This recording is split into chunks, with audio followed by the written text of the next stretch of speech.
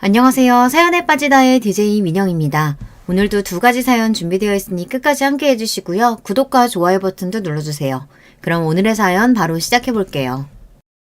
안녕하세요. 항상 채널을 시청만 하다가 문득 옛날 일이 생각나서 사연을 보내봅니다. 그렇게 오래 지나지 않은 일이긴 하지만 어느새 시간이 이렇게나 흘러버렸네요. 저희 어머니께서는 많이 감정적인 분이십니다. 어렸던 제게 본인의 스트레스를 풀고 감정을 있는 대로 배출하고 그것도 모자라 폭행까지 상습적으로 하셨습니다. 한마디로 정리하자면 지독한 가정폭력이었어요. 가정폭력이라니 부모가 자식 훈육하면서 사랑에 매 한두 번 정도 때릴 수 있는 거 아니냐, 육아에는 어느 정도 체벌이 필수 아니냐 생각하시는 분들도 물론 계시겠죠. 그런 분들의 육아관을 이해합니다. 저 또한 아들을 키우는 엄마니까요. 아이들에게 언제나 당근만 줘서는 올바른 방향으로 이끌 수 없는 법이잖아요. 그렇지만 저희 어머니께서는 채찍의 도가 많이 지나치셨습니다. 저희 어머니가 처음부터 그런 식으로 저를 학대하신 것은 아니었습니다. 저는 아주 평범하고 화목한 가정에서 외동딸로 태어났어요. 아버지께서는 회사원이셨고 어머니께서는 가정주부셨습니다. 저희 가족에게 일어난 비극은 아버지가 회사에서 구조조정으로 인해 일자리를 잃으면서부터 시작되었어요. 금방 새로운 일자리를 구하실 거라던 아버지께서는 한참 동안 재취업을 하지 못하시고 방황하셨고 덕분에 저희 가족은 몹시 어려운 상황에 처하게 되었습니다. 취업을 준비하며 자신감도 잃고 이리저리 치이며 힘든 시간을 보내시던 아버지께서는 점점 술에 의존하시며 알코올 중독이 되었어요. 부모님께서는 매일같이 서로 언성을 높이시며 싸우셨고 나중에는 서로 손찌검을 하실 정도로 사이가 악화되었습니다. 설상가상으로 아버지께서는 제가 13살 때 간암 말기 판정을 받고 병원에 입원하시게 되었어요. 하루 종일 술만 드시던 분이니 이상할 것도 없는 일이었습니다. 병원에 입원하신 아버지 대신 어머니께서 밖에 나가 돈을 벌어오시기 시작했어요. 어머니께서는 잡다한 일을 다 하셨던 것 같아요. 정확히 기억은 나지 않지만 보험 설계며 물건 팔이며 돈 드는 일은 닥치는 대로 하셨습니다. 그런 과정에서 어머니께서는 스트레스를 많이 받으셨어요. 집에서 살림하던 주부가 하루아침에 가장이 되어 병으로 쓰러진 남편과 어린 아이의 생계를 책임져야 하는데 당연히 심적인 부담이 많이 심했겠죠. 어머니께서는 언제나 그런 스트레스를 어린 제게 푸셨습니다. 어머니는 항상 별것도 아닌 일로 제게 손찌검을 하셨어요. 밥 먹는데 신경 거슬리게 앞에서 알짱거린다. 머리가 긴 게 꼴 보기 싫다. 발 끄는 소리가 듣기 싫다. 별별 이유를 대며 제 뺨을 내리치고 저를 발로 차고 제게 물건을 던지시고 어렸던 저는 그런 어머니가 너무 무서워 어머니가 집에 돌아오실 시간이면 방 안에 숨어 있곤 했습니다. 그럼 어머니는 또 부모가 밖에서 일하고 돌아왔는데 딸년이라는 년이 인사도 안 나온다며 방문을 벌컥 열고 들어와 저를 무자비하게 때리셨어요. 엉엉 울며 잘못했다고 빌어도 아무 소용이 없었습니다. 어머니께서는 조금만 거슬리는 일이 있으면 제 옷을 다 벗겨서 집 밖으로 쫓아내셨어요. 제가 대답을 큰 소리로 하지 않는다든지 쳐다보는 눈빛이 마음에 안 든다든지 온갖 말도 안 되는 이유였고 저는 언제나 어머니 눈치를 봐야만 했습니다. 실오라기 하나 걸치지 않은 채 대문 앞에서 쭈그려 앉아 어머니께서 문을 열어주기만을 기다렸어요. 혹시라도 옆집 사람이 오지 않을까, 계단에서 소리가 들릴 때마다 엘리베이터가 움직일 때마다 맨발로 비상구를 이리저리 뛰어다니며 피하곤 했습니다. 그때 당시의 감정이 아직도 생생히 기억나요.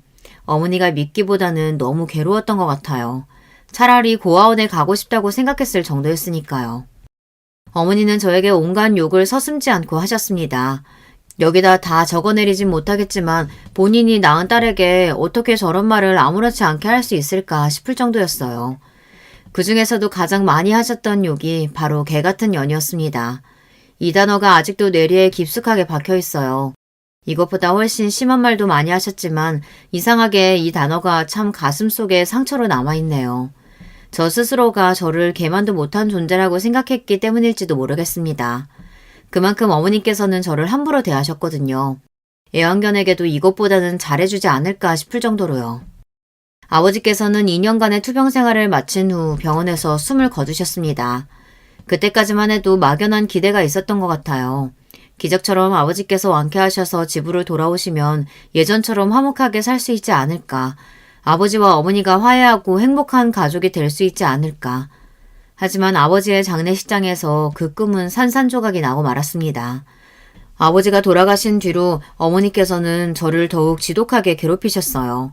저는 완전히 어머니의 감정 쓰레기통이나 마찬가지였습니다. 어렸을 적부터 그런 취급을 당하며 자라니 어머니가 밉기보다는 그런 관계가 당연하게 느껴졌어요. 물론 어머니가 원망스러울 때도 있었지만 세뇌가 되어버렸던 것 같다고 할까요? 내가 정말 못된 아이라 어머니께서 나한테 저런 말씀을 하시는 거야. 내가 좀 더 잘하면 어머니한테 칭찬을 받을 수 있을 거야. 어머니는 나를 사랑하시지만 과격하게 표현하시는 거야. 그렇게라도 생각하지 않으면 그런 비참한 현실을 버텨내지 못할 것 같았어요. 그런 삐뚤어진 관계는 제가 성인이 되고 나서도 여전히 유지되었습니다. 저는 어머니를 혐오하면서도 차마 끊어내지 못했어요.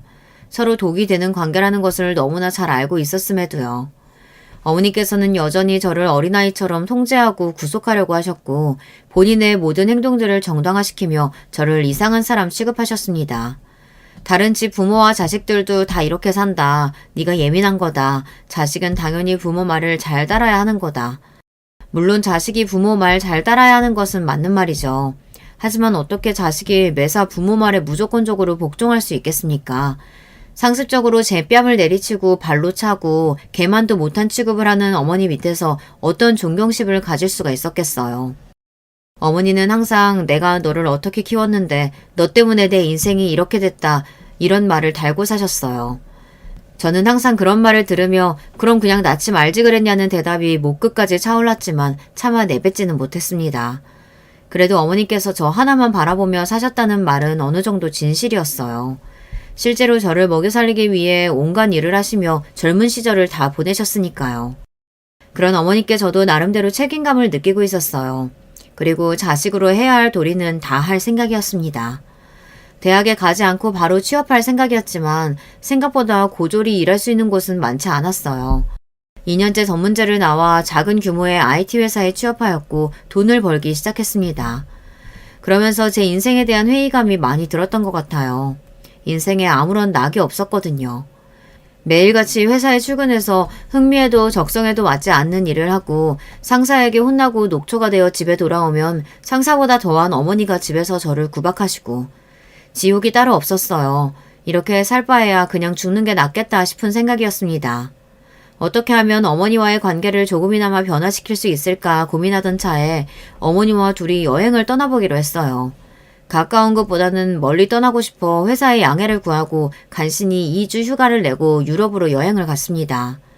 프랑스, 영국, 독일, 이탈리아. 여행 전부터 어머니께서는 썩 내키지 않아 보이셨지만 그래도 막상 여행을 시작하면 괜찮아지실 거라고 생각했어요.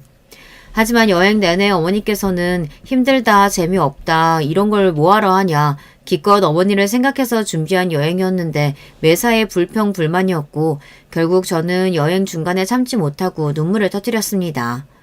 내가 이런 사람이랑 뭘 해보겠다고 이렇게 먼 타국까지 와서 이 수모를 겪고 있을까.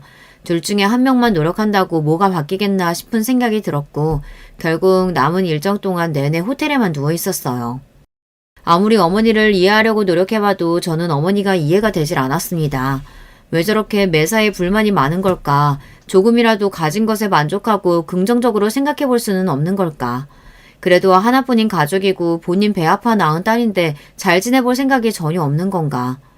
어머니와 함께 있는 순간순간 1분 1초도 빼놓지 않고 숨통이 막히는 기분이었고 점점 가라앉고 있는 것 같았습니다. 그런 제게 숨구멍을 만들어준 사람이 바로 남편이었어요. 남편은 제가 다니던 회사에서 함께 근무하는 동료였습니다.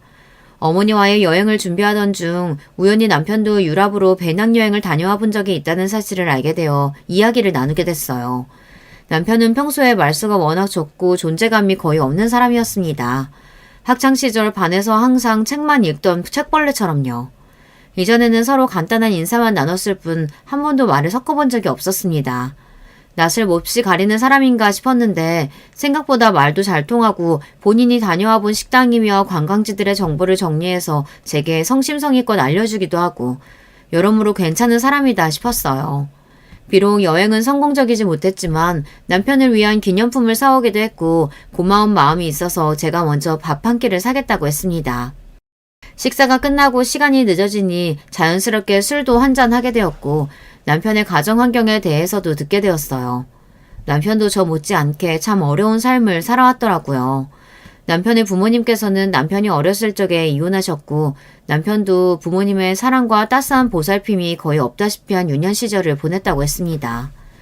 이혼 후 어머니와 둘이서 함께 살게 되었는데 남편의 어머니는 남편에게 관심도 없고 거의 방치하다시피 아이를 키웠다고 해요. 그러다가 새로운 남자를 만나 재혼을 하게 되면서 남편은 외할머니에게 맡겨졌고 외할머니는 몸이 몹시 불편하신 분이었다고 합니다. 사실상 본인 몸 하나 제대로 건사하기도 힘들 정도였다고 해요.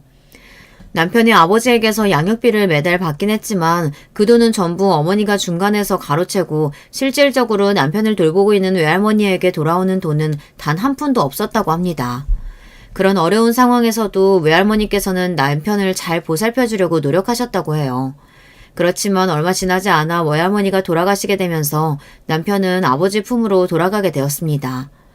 아버지께서는 재혼을 하시지는 않았지만 어머니와 마찬가지로 어린 남편을 거의 없는 사람 취급하셨다고 해요. 남편이 어머니를 많이 닮았다고 하더라고요. 남편을 보면 어머니가 생각난다며 자주 짜증을 내셨다고 합니다. 본인 인생은 이렇게 만들어 놓고 그 여자는 다른 남자랑 결혼해서 히히덕거리며 잘 산다니 말도 안 된다. 넌 내 인생의 저주나 다름없다. 너 같은 건 태어나지 말았어야 했다. 아버지께서는 술을 마시고 돌아와 어린 남편에게 험악한 말들을 쏟아내셨고 그런 환경에서 자랐으니 당연히 자신감도 없고 매사에 소심한 성격이 되었다고 해요. 학창시절 내내 제대로 된 친구 하나 사귀지 못했던 남편에게 유일한 친구는 바로 컴퓨터였습니다. 집에 아주 낡고 오래된 컴퓨터가 하나 있었는데 남편은 학교가 끝나면 바로 컴퓨터 앞으로 달려가 온라인 채팅으로 친구도 사귀고 웹서핑을 하며 인터넷을 탐험하는 것이 유일한 즐거움이었다고 해요. 그래서 자연스럽게 컴퓨터가 좋아졌고 결국 IT 회사에까지 취업하게 된 것이었습니다. 남편은 컴퓨터 채팅이나 게임으로 만난 사람들과는 문제없이 소통했지만 현실 세상에서 진짜 사람들과 면대면으로 소통하는 것에는 어려움을 겪었다고 해요. 유럽으로 여행을 떠났던 것도 그런 본인의 모습을 바꾸기 위해서 큰맘 먹고 도전했던 것이라고 하더라고요. 매사에 너무 자신감이 없고 낯선 사람들 앞에서는 기가 죽는 본인의 모습을 바꾸고 싶었다고 합니다. 그 여행을 계기로 어느 정도 낯가림이 사라지긴 했지만 여전히 타인을 대할 때는 불편함이 있었는데 신기하게 저와 이야기할 때는 마음이 편하다고 했어요. 그렇게 저와 남편은 점점 더 가까워졌습니다. 둘 다 부모에게 사랑받지 못하고 자란 사람들이었으니 공통점이 참 많았어요. 남편은 취업한 후로 아버지와 거의 연락을 끊고 살고 있었습니다. 아버지께서는 몇 년 전에 재혼을 하셨는데 새로운 부인에게도 남편보다 2살 어린 아들이 있다고 했어요. 사실상 한두 번 만나서 밥 먹어본 것이 끝이었고 가족보다는 남남 같은 사이라고 했습니다. 그쪽 식구들도 남편에게 특별한 일이 없으면 연락을 하지 않는다고 했고요. 남편도 먼저 연락할 생각이 없다고 했습니다. 아버지와 그리 끈끈한 사이도 아니고 그 가족들과도 마찬가지라고요. 앞으로도 굳이 가까이 지낼 생각이 없다고 했어요. 저는 그때까지도 어머니와 한 집에 같이 살고 있었는데 그런 남편이 안쓰러우면서도 한편으로는 참 부러웠습니다. 아직까지 어머니 그늘 밑에서 살고 있는 저와는 다르게 남편은 그래도 부모에게서 벗어나 독립을 한 것 같아 보였거든요. 저는 당연하게도 제가 평생 어머니를 모시고 살아야 한다고 생각했어요. 결혼 같은 거는 꿈에서나 가능한 일이었기에 남편에게 호감이 생겼음에도 쉽사리 다가갈 수 없었습니다. 남편은 그런 제 마음을 눈치챈 건지 제게 먼저 진지한 만남을 제안했어요. 나 앞으로도 우리 엄마 계속 모시고 살아야 돼. 오빠한테까지 그런 짐 지우고 싶지 않아. 저는 그런 남편의 제안이 고마웠지만 차마 염치가 없어 받아들일 수가 없었어요. 하지만 남편은 그런 제게 괜찮다, 어머니 모시고 살아도 상관없다며 저를 설득했고 결국 교제를 시작했습니다. 스스로 염치 없다는 걸 잘 알고 있었지만 누군가에게 기대고 싶은 마음이 컸어요. 남편을 만나면서 제 인생에 드디어 행복이라는 게 찾아왔는데 그걸 잃고 싶지가 않았거든요. 남편은 정말 좋은 사람이었습니다. 조금 무뚝뚝하기도 하고 때로는 아이처럼 철이 없고 인간관계에 미숙해 실수도 많이 하고 대인관계에 어려움을 겪기도 했지만 언제나 결코 나쁜 의도는 없는 사람이었어요. 사이가 깊어질수록 이 남자와 결혼하고 싶다는 생각이 들었고 남편도 마찬가지였는지 저희 둘은 미래를 약속하게 되었습니다. 남편은 제게 저희 어머니를 모시고 함께 살자고 말해주었어요. 본인 어머니나 마찬가지라고 생각한다며 그렇지 않아도 항상 어머니가 그리웠다 장난스레 말해주었어요. 그런 배려심 가득한 남편에게 정말 고마운 마음이었습니다. 저희 둘은 비록 가진 것도 없고 모은 것도 없었지만 서로에 대한 믿음 하나로 결혼을 하기로 했어요.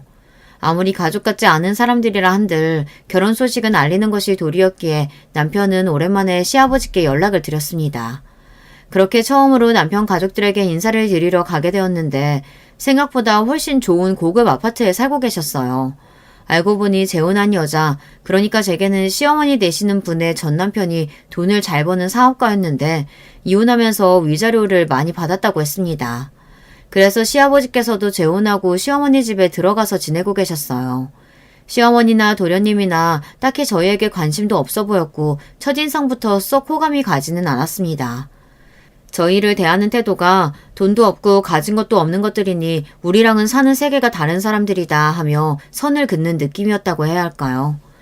어찌되었던 식사 자리는 그럭저럭 나쁘지 않게 마무리되었고 문제는 저희 어머니였습니다. 어머니께서는 제 결혼 소식에 몹시 부정적인 태도를 보이셨어요. 남자는 하나같이 믿을 만한 놈들이 못 되네. 제가 저래 보여도 분명 나중에 뒤통수를 칠 거네. 저주에 가까운 말들을 퍼부으셨고 저는 어머니께서 아무리 그러셔도 남편과 결혼하겠다고 단언했습니다. 결혼 준비를 하는 내내 어머니께서는 저를 통제하지 못해 안달이셨어요. 결혼식은 어디서 해라, 며칠에 해라, 몇 시에 해라, 하객은 몇 명만 불러라, 식사는 어떻게 해라. 제가 알아서 하겠다고 말씀을 드려도 네가 혼자서 뭘 제대로 하겠냐며 본인에게 일일이 다 보고하라고 말씀하셨어요. 심지어 남편 앞에서도 저를 구박하셨어요.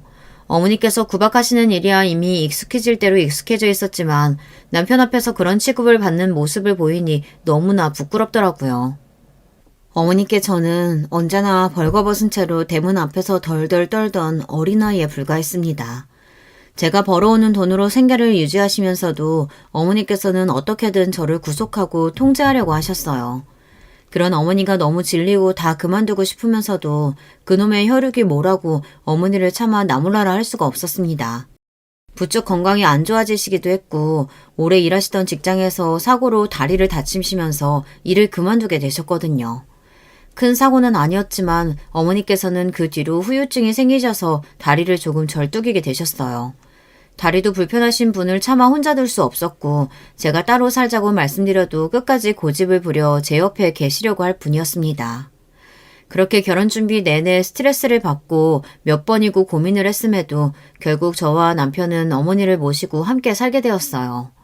그렇게 어머니와 둘이 살던 작은 집을 처분하고 방 2개 있는 구축 아파트로 이사해 신혼집을 꾸렸습니다. 그래도 아파트라고 참 좋더라고요. 생전 처음으로 살아보는 아파트였습니다. 낡고 오래된 건물이었지만 그래도 아늑한 보금자리가 생긴 것 같아서 좋았어요. 그렇지만 어머니께서는 집이 마음에 드시지 않는 건지 집이 왜 이렇게 좁냐, 건물이 너무 낡았다며 매일같이 불평불만을 늘어놓으셨고 어떻게든 견뎌보려 했지만 정말 인내심에 한계가 올 정도였습니다. 어머니, 제발 그만 좀 하시면 안 돼요? 저희 형편에 이것보다 더 좋은 집 구하기 어려운 거 아시잖아요. 안 그래도 결혼하고 어머니 모시고 사는 것도 오빠한테 미안해 죽겠는데 도대체 왜 이러시는 거예요? 더 이상은 못 참겠어요. 어머니 딸로 태어난 게 끔찍하게 비참해요. 이럴 거면 그냥 낳지 말지 그러셨어요. 저도 어머니 딸로 태어나고 싶지 않았어요. 그렇게 가슴속에 담아두었던 말을 눈물과 함께 쏟아내고 집을 뛰쳐나왔습니다. 도저히 어머니와 한 공간에 있고 싶지 않았어요. 남편도 저를 급하게 따라 나왔고 저는 집 앞 놀이터에 주저앉아 한참을 오열했어요. 조금 진정이 된 후 남편이 편의점에서 사온 캔맥주를 한 캔 따서 마시며 옛날 이야기를 했습니다. 남편도 부모님께 받은 상처가 많은 만큼 제 심정을 잘 이해해 주었어요. 그래도 미우나 고우나 어머니신데 돌아가시기 전까진 잘 모셔보자. 어머니 요즘 건강도 안 좋으시잖아. 내가 옆에서 더 도와줄게. 남편의 말에 고개를 끄덕이고 자리에서 일어났습니다. 남편 말대로 미우나 고우나 날 낳아주신 어머니신데 그런 식으로 행동해서는 안 됐다는 생각이 들었어요. 평소에 어머니가 좋아하시던 달달한 주전부리를 몇 개 사서 집에 돌아갔는데 집이 텅 비어 있었습니다.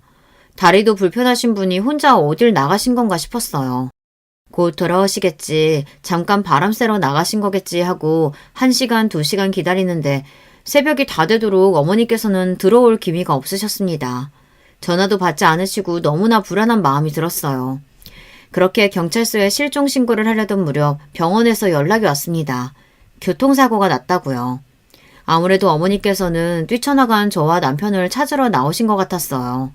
졸음운전을 하던 트럭 운전수가 어머니를 보지 못하고 사고가 난 것이었습니다. 급하게 병원으로 실려가셨지만 결국 어머니께서는 다시 눈을 뜨시지 못하고 그렇게 허무하게 돌아가셨습니다. 어렸을 적부터 수도 없이 어머니가 돌아가시고 자유의 몸이 되는 상상을 해왔었지만 그런 식으로 갑작스러운 이별이 될 줄은 정말 꿈에도 생각하지 못했어요. 어머니가 돌아가시기 전 마지막으로 드린 말씀이 지금까지도 가슴에 비수가 되어 남아있습니다. 너무나 죄송하고 한없이 슬픈 마음뿐이에요. 지금 이 글을 쓰는 순간에도 저도 모르게 눈물이 흐릅니다. 그렇지만 다시 과거로 돌아간다고 해도 어머니께 더 잘해드릴 자신은 없어요. 저는 정말 최선을 다해 어머니를 모셨다고 자부할 수 있습니다. 그렇지만 어머니께서 저 때문에 돌아가신 것 같다는 생각은 지울 수가 없어요. 그날 그렇게 어머니와 말다툼을 하지만 않았어도 어머니께서 불편한 다리로 거리를 헤매다가 차에 치일 일은 없으셨을 테니까요. 어머니께서 돌아가시게 된다면 마냥 마음이 후련해질 줄로만 알았는데 지금도 마음의 짐이 아주 무겁게 남아있습니다. 그렇게 어머니를 보내고 한동안 많이 힘들어했어요. 남편이 그런 제 옆에서 많이 도와줬고 점점 마음의 안정을 찾아가던 차에 아이를 임신하게 되었습니다. 솔직히 좀 겁이 났어요. 내가 좋은 부모가 될 수 있을까? 평생 보고 배운 거라곤 어머니께서 제게 하셨던 행동들밖에 없는데 저도 모르게 아이에게 집착하고 통제하려 들지 않을까? 뱃속에 아이를 품고 있으니 어머니 생각이 많이 났습니다. 어머니도 날 이렇게 10달 동안 품고 계셨겠지. 그동안 무슨 생각을 하셨을까? 그래서 저는 산모 수첩을 쓰기 시작했어요. 매일매일 생각을 기록하고 아이가 태어나면 좋은 엄마가 되어야지 생각하면서요. 저희 아이의 태명은 선물이었어요. 임신한 사실을 알게 된 날이 제 생일이었거든요. 어머니가 돌아가시고 힘든 시간을 보내던 제게 선물같이 찾아와준 아이라서 선물이라고 부르기로 했습니다. 선물이는 별 문제 없이 잘 자랐어요. 입덧이 지독하게 심하긴 했지만요. 임신 중기가 되자 좀 줄어들긴 했지만 그래도 임신 기간 내내 입맛이 없고 잘 먹지를 못했습니다. 남들은 임신하면 다들 살이 찐다던데 저는 거의 못 먹어서 살이 빠질 정도였습니다. 입에서 신물이 나와 뭐든 너무 먹기 힘들었는데요. 선물이를 생각해서 억지로 꾸역꾸역 먹었던 기억이 나요. 30주가 접어들 무렵 어느 날 밤 배가 사르르 아프면서 자궁이 수축하는 게 느껴졌습니다. 배 뭉침이 많이 심했고 곧 괜찮아질 줄 알았는데 뭉침이 잦아들질 않아 결국 퇴근한 남편과 함께 병원을 찾았어요.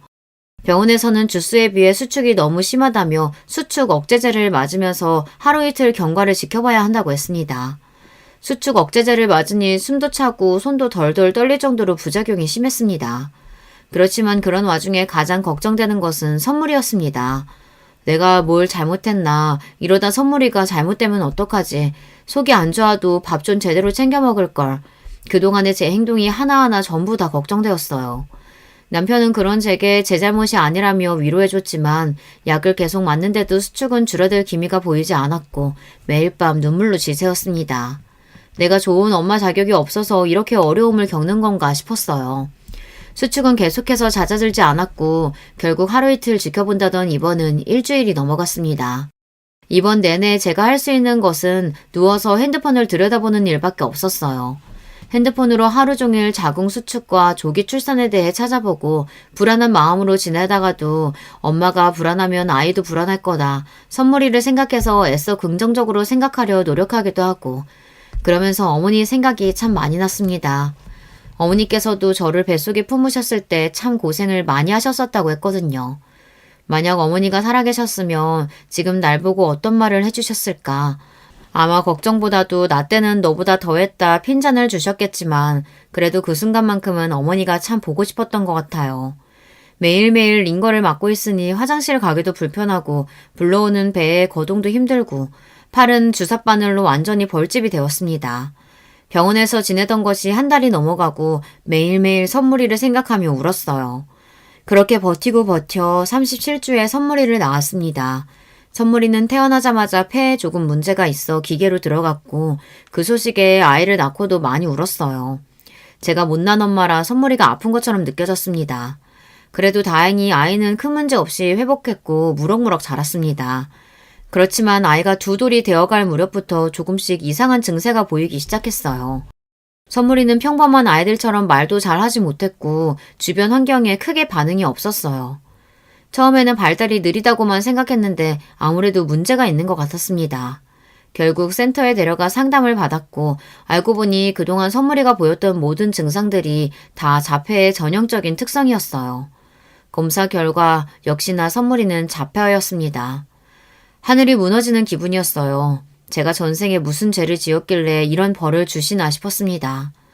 아이가 세 돌이 될 때까지 제대로 할 줄 아는 말이라고는 엄마 배고파 내 거야 아주 간단한 것들 뿐이었고 기본적인 의사소통조차 되질 않았어요. 바로 옆에서 아이를 불러도 아무런 대답이 없고 밤에는 잠에 들지 않고 아무 이유 없이 벽에 머리를 박고 굴러다니고 정말 너무 힘들었습니다. 아이의 자폐 증상이 더 심해지자 다니던 유치원에서는 더 이상 선물이를 돌봐주기 힘들다고 말했어요. 결국 저는 육아휴직을 했습니다. 하루 종일 말도 안 통하는 아이를 데리고 안간힘을 쓰자니 정말 매일매일이 지옥 같았어요. 내 속으로 나은애지만 가끔은 정말 너무 미웠습니다. 너무 힘드니 남편한테도 화를 많이 냈어요. 그런 일이 반복되니 남편도 점점 지쳐갔어요. 우리 둘은 점점 자주 싸우게 되었고 서로에게 네 탓이니 내 탓이니 하며 언성을 높였습니다. 사실 그 누구의 잘못도 아니었지만 너무나 막막한 현실에 부딪히니 그렇게 될 수밖에 없더라고요. 시댁 식구들도 아이가 자폐라는 소식에 다들 제 탓부터 했습니다. 뱃속에 있을 때 검사 같은 거 안 해봤냐느니, 아기가 어렸을 때 잘못 돌봐서 그런 거 아니냐느니, 애초부터 유전자에 문제가 있는 거 아니냐느니, 그런 거 아니다. 누구의 잘못도 아니다. 아무리 말해도 어떻게든 저와 남편에게 잘못이 있다고 몰아가고 저희 부부를 비난했어요. 그쯤 도련님의 결혼식이 있었는데 시댁 식구들은 결혼식에 선물이를 데려오지 말라고 했습니다. 처음 그 이야기를 듣고 너무 화가 났어요. 얘가 뭐 결혼식 가서 난리를 치는 것도 아니고 혹시나 울거나 소리를 지르면 데리고 나가면 되지 않냐. 얘 어디 맡길 데도 없는데 그럼 그냥 오지 말라는 소리 아니냐 따지고 들자. 시어머니께서는 그냥 평범한 애도 아니고 자폐아인데 와서 난리 칠지 안 칠지 어떻게 하냐. 소리 지르고 뛰어다닐 텐데 네가 제대로 보살필 수 있겠냐. 동네 창피하게 데려올 생각하지 말아라. 그냥 나중에 따로 가족들끼리 인사나 하자 제 말을 끊어버리셨고 결국 도련님의 결혼식에는 남편만 참석하게 되었습니다. 너무 억울하고 슬펐어요. 그렇지 않아도 시댁 식구들과 그닥 가까운 사이도 아니었는데 그날 이후로 마음의 벽이 더욱 두꺼워졌습니다. 동서는 부잣집 딸의 교육도 잘 받은 엘리트라고 했어요. 무슨 복지재단 같은 걸 운영한다는데 그때까지만 해도 정확히 무슨 일을 하는지 잘 몰랐습니다. 얼마 안 가 저녁 식사 자리에 초대를 받아 가게 되었는데 알고 보니 동서는 장애인을 위한 사업을 하는 재단을 운영하고 있다고 했어요. 동서 아버지가 작은 기업의 사장인데 그 기업에서 운영하는 자선재단이었습니다. 장애인을 위한 재단을 운영한다는 사람이 자기 결혼식에 자폐와 시조카가 부끄럽다고 못 오게 한다니 이게 무슨 어불성설인가 싶었어요. 어쩜 사람이 그렇게 모순적일 수가 있나 싶었죠. 선물이를 키우면서 참 세상에는 아픈 아이들이 많고 복지 시스템이 열악하구나 싶었습니다. 일주일에 3-4번씩 애 데리고 수업을 받으러 다니고 그마저도 수업 잡기가 쉽지 않았어요. 사회센터 같은 곳에서 자폐아를 위한 미술 수업을 해준다는데 대기를 걸어놓으면 몇 년을 기다려야 한다고 하더라고요. 수요는 많은데 공급이 없으니 벌어지는 일이었죠.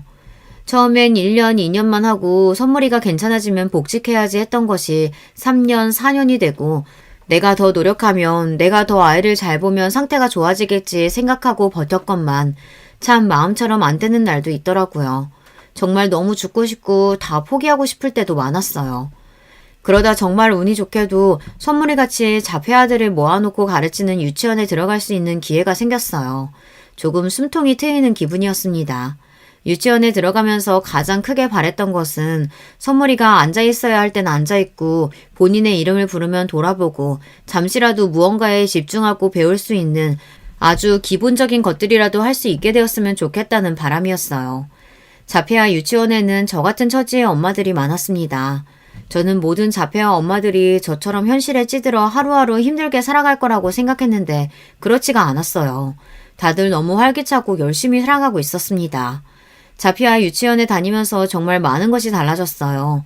내 인생은 밑바닥이고 너무 힘들고 매일매일 죽고 싶다는 생각만 하며 살았는데 자폐아 유치원에서 비슷한 처지의 엄마들을 만나 평범한 주부들처럼 함께 쇼핑도 가고 카페에서 수다도 떨고 육아 정보도 공유하고 사람 사는 것처럼 살 수 있게 되었어요. 물론 힘든 일도 있었습니다. 자폐아 유치원이다 보니 수업이 잘 진행되지 않는 날도 많고 사고가 나기도 하고 아이들끼리 자주 다투기도 했어요. 그래도 다들 비슷한 처지의 엄마들이니 각자 아이의 실수도 잘 이해해주고 서로 보듬어주며 점점 사이가 끈끈해졌습니다. 그 중에 가장 친하게 지냈던 언니가 있었는데 선물이보다 1살 많은 남자 자폐아를 키우는 엄마였어요. 저와 2살 터울이었고 사는 곳도 가까워서 가장 자주 만나고 속에 있는 얘기도 많이 터놓고 지냈습니다. 언니는 아이가 자폐아인 걸 알고 난 후로 남편과 많이 싸웠고 결국 합의점을 찾지 못해 이혼을 했다고 했어요. 실제로 자폐 부모 중에는 이혼한 사람들이 많아요. 저와 남편도 한때는 정말 갈라서 자고 진지하게 이야기한 적도 있었습니다. 자폐아를 키우다 보면 은근히 돈이 많이 들어가요. 각종 프로그램도 프로그램이고 자폐아 유치원도 보통 유치원보단 원비가 훨씬 비쌌습니다. 물론 시설에 따라 다르겠지만요. 보통 부모들 중 한 명이 완전히 하루 종일 붙어서 아이를 보살피다 보니 외벌이 가정인 경우가 많은데 혼자서 버는데 아이에게 들어가는 돈은 평범한 아이보다 훨씬 많으니 다들 그렇게 형편이 넉넉할 수가 없었어요. 언니는 그나마 우리 중에 형편이 제일 나았지만 전 남편이 잘 나가는 변호사라 영육비를 많이 받는다고 했어요. 그래서 종종 저희 부부에게 돈도 빌려주고 간간히 밥도 사주고 했어요. 다들 하루 벌어 하루 먹고 살기도 빡빡한 사람들이었기에 서로서로 돕는다는 게 이런 거구나 느꼈습니다. 서로 어려운 처지에 있으니 더욱 끈끈하게 느껴졌어요. 든든한 동료들이 생긴 기분이었습니다. 그러던 어느 날이었어요. 그날은 센터에서 미술 수업을 받는데 그날따라 선물이가 말도 너무 안 듣고 난리를 쳐서 온몸에 물감을 뒤집어 쓴 채로 지친 몸을 이끌고 집에 돌아왔는데요. 웬일로 남편이 먼저 집에 와 있었어요. 남편은 집에 돌아온 저를 바로 얼싸안고 빙글빙글 돌았습니다. 도대체 왜 그러냐 물어보니 남편은 이제 우리 벼락부자가 됐다고 소리를 쳤어요.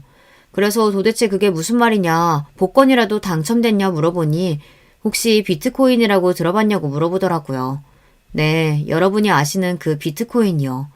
요즘에야 하도 유명해져서 모르는 사람이 없다고 하지만 당시만 해도 아무도 아는 사람이 없었습니다. 남편은 신나서 막 이야기를 하는데 남편이 무슨 소리를 하는지 도통 알아들을 수가 없고 하루 종일 구르다 오느라 피곤하지 몸은 젖어서 찝찝하지 알겠으니 애 좀 봐달라고 하고 씻고 그냥 잠에 들어버렸던 기억이 나요. 얼마 지나지 않아 뉴스에서 시끄럽게 떠들어대는 걸 보고 남편이 통장에 찍힌 돈을 보여주고 나서야 실감이 났던 것 같습니다. 어렸을 적부터 그렇게 컴퓨터만 끼고 살던 사람이라 호기심에 몇만 원 정도 사놓았던 코인이 말도 안 되는 금액으로 불어난 겁니다. 인생 살면서 제게는 항상 불행한 일만 있었는데 살다 보니 이런 행운도 찾아오는구나 싶었어요. 남편은 그동안 고생 정말 많았다며 우리 이제 좀 더 편하게 살자. 선물이 좋은 가정교사도 붙여주고 더 좋은 치료도 받고 당신도 이제 하루 종일 선물이 따라다니면서 스트레스 받지 말고 좀 쉬자고 했어요. 하늘이 제게 내려주는 2번째 선물 같았습니다. 첫 번째 선물을 잘 보살피느라 고생 많았으니 잘했다며 2번째 선물을 주시는 거라고 생각했어요. 남편은 아이처럼 신나서 어디로 이사 갈까 무슨 차를 살까 고민하기 시작했고 저도 비싸서 쳐다도 못 봤던 교육시설이나 가정교사들을 알아보기 시작했습니다. 유치원을 그만둔다고 하니 다들 무슨 일 있냐면서 걱정을 했어요. 솔직히 얘기해봤자 좋을 일 없을 것 같아 유치원 사람들에게는 그냥 멀리 이사가게 되었다고 둘러대었습니다. 아무리 동료같이 끈끈하게 지내던 사이라고 해도 굳이 말하고 다닐 필요는 없다고 생각했어요. 그래도 가장 친하게 지내던 언니한테는 말하고 싶어 밥 한 번 먹자 제가 사겠다 얘기했어요. 언니는 형편도 어려우면서 뭘 사냐며 자기가 사주겠다고 했지만 제가 아니라고 비싼 걸로 말하라고 언니 먹고 싶은 걸로 대접하겠다고 했어요. 그렇게 식사 자리에서 그동안의 이야기를 다 털어놓고 언니에게 빌렸던 돈에 이자까지 넣어서 한 번에 갚았습니다. 그동안 신세 너무 많이 졌다. 다른 사람들은 몰라도 언니한테는 이야기해야 될 것 같아서 말한 건데 다른 사람들에게는 말하지 않아줬으면 한다 부탁하니 언니 표정이 묘하더라고요. 한 일주일쯤 뒤에 유치원에 마지막으로 받을 서류가 있어 오랜만에 들렀는데 엄마들이 전부 저를 보고 수근수근대고 있었어요. 무슨 일인가 싶었는데 서류를 건네주던 유치원 교사가 제게 어머니 더 좋은 곳으로 옮기신다면서요? 개인 교사도 붙이시고 좋으시겠어요. 이제 선물이 앞으로 더 좋아질 일만 남았네요. 하고 이야기를 꺼내는 겁니다. 너무 놀라서 어떻게 아셨냐 물어보니 소문이 쫙 났다며 그 언니가 동네방네 제 이야기를 떠벌리고 다녔다고 했어요. 너무나 충격적인 얘기에 바로 언니에게 전화를 걸어 내가 비밀로 해달라고 부탁하지 않았냐, 어떻게 이럴 수 있냐, 왜 그랬냐 따지고 들었고 언니는 아주 냉랭한 목소리로 답했어요. 너야말로 어떻게 그럴 수가 있어? 우리 그동안 동료처럼 끈끈한 사이 아니었어? 돈 좀 생겼다고 그렇게 바로 애 데리고 나가는 게 맞니? 넌 남은 애들 불쌍하지도 않아? 돈이 생기면 다니던 유치원에 투자를 해주거나 가족처럼 지내던 애들을 위해 써줄 생각을 해야지. 네 아들만 좋은 시설에서 좋은 교육 받으면 다니? 난 지금까지 우리가 그 정도 사이라고 생각 안 했어. 돈 좀 많아졌다고 그렇게 홀랑 도망가는 사람 친구도 아니라고 생각해.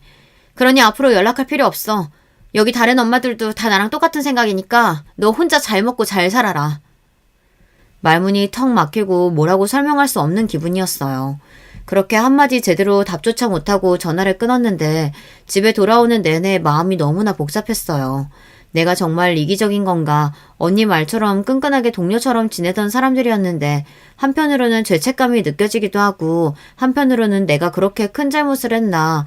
사람이라면 다들 나처럼 행동하지 않을까? 그동안 그렇게 고생하면서 살았는데 혼자서 이 정도 행복도 맛보지 못하는 건가? 억울한 마음도 크고. 한참을 고민하다 결국 남편과 상의해서 선물이가 다니던 유치원에 기부를 하기로 했습니다. 꼭 그럴 필요도 없었지만 그렇게라도 해야 제 마음이 조금이나마 편해질 것 같았어요. 그런 일을 한번 겪고 나니 주변 사람들에게 더더욱 부자가 되었다는 사실을 알려서는 안 되겠다는 생각이 들더군요. 당연히 시댁 식구들에게는 입도 뻥끗하지 않았습니다. 저희 가족은 옛날이라면 꿈도 못 꿔봤을 고급 아파트로 이사를 했고 억소리 나는 차도 2대나 샀습니다. 남편은 아이처럼 신나하며 저와 선물이를 태우고 드라이브를 했어요. 그렇게 순수하게 기뻐하는 남편의 모습은 연애할 때 이후로 처음 보는 것 같았어요. 남편은 새 차에 신나했지만 저는 그래도 제가 항상 타고 다니던 낡은 마티즈가 좋았습니다. 선물이 자폐 진단받고 회사 그만두고 애 데리고 이곳저곳 다닐 곳이 많이 생겨서 그때 면허 따고 처음으로 산 차였어요. 많이 낡긴 했지만 그만큼 항상 붙어 다니고 정도 많이 든 차였는데 저는 딱히 차에 대한 욕심도 없었고 화려한 차를 끌고 다녀봤자 사람들 이목만 끌 것 같아 남편이 차를 바꿔주겠다고 했지만 거절했습니다. 돈이 다가 아니라지만 돈이 있으니까 참 좋긴 했어요. 1대1로 교육해주는 전문 학교도 보낼 수 있었고 몇 년을 대기해서 들어갔던 미술 수업도 돈만 내면 언제든지 바로바로 받을 수가 있었습니다. 제가 피땀 흘려 24시간 붙어 다니며 선물이를 보살필 때보다 전문가들의 손에서 훨씬 안정적이고 좋아 보이니 조금 씁쓸하기는 했어요. 그렇지만 그만큼 저에게도 자유시간이 생겼고 정말 오랜만에 숨 쉴 틈이 생겼습니다. 여유가 생기니 남편과 사이도 더 좋아졌어요. 셋이서 여행도 가고 신혼으로 돌아간 것 같았어요. 제가 하루 종일 붙어서 애를 보지 않으니 애한테도 더 관대해지고 세상이 참 아름답게만 보였습니다. 시간이 조금 지나자 남편은 시댁 식구들에게 모든 것을 말하고 싶은 눈치였지만 저는 조금만 더 지켜보자며 남편을 설득했어요. 그러던 와중에 시아버지의 생신날이 되었고 오랜만에 고급 식당에서 다 함께 저녁 식사를 하게 되었습니다. 썩 내키진 않았지만 거절할 명목도 없었기에 그래도 선물을 사들고 갔어요. 남편은 이번 기회에 전부 이야기하자며 롤스로이스를 타고 가 자랑하고 싶어하는 눈치였습니다. 남자는 다 커도 영원한 애라더니 참 저렇게 철이 없구나 싶었어요.